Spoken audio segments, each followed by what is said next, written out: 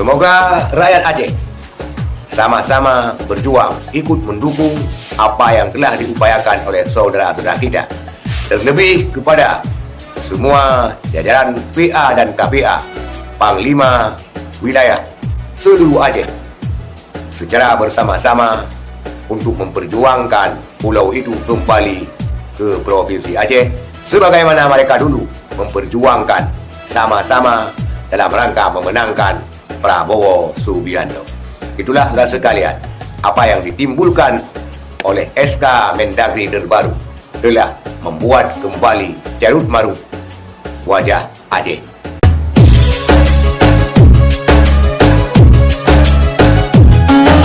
Assalamualaikum warahmatullahi wabarakatuh. Seralun PI Makan, semoga saudara sehat-sehat dan baik-baik saja.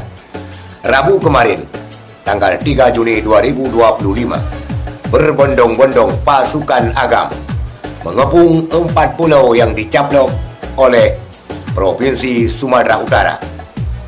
Agam, aliansi gabungan masyarakat Aceh, menggugat Mendagri yang terdiri dari tokoh masyarakat Aceh Singkil, masyarakat Singkil, anggota DPR RI, dan juga anggota DPD.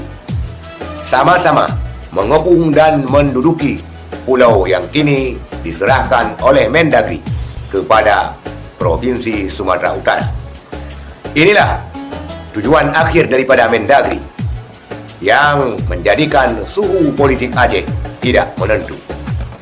Bukti kepemilikan pulau tersebut adalah milik Aceh yang sangat-sangat sahih, sebagaimana dirilis oleh pendopo gubernur ketika Gubernur Aceh Muzakir Manaf dan Kepala Biro Keistimewaan Aceh menggelar sebuah rapat tentang upaya mengembalikan pulau-pulau Aceh yang telah diserahkan Mendagri kepada Sumatera Utara, menampilkan sebuah bukti yang sangat valid, di mana pada rekaman video menampilkan surat perjanjian antara Gubernur Provinsi Sumatera Utara pada tahun 1992 yang ditandatangani oleh Raja Inal Siregar dan juga Gubernur Aceh pada waktu itu, Profesor Dr. Ibrahim Hasan, yang turut dibubuhi tanda tangan Mendagri Rudini.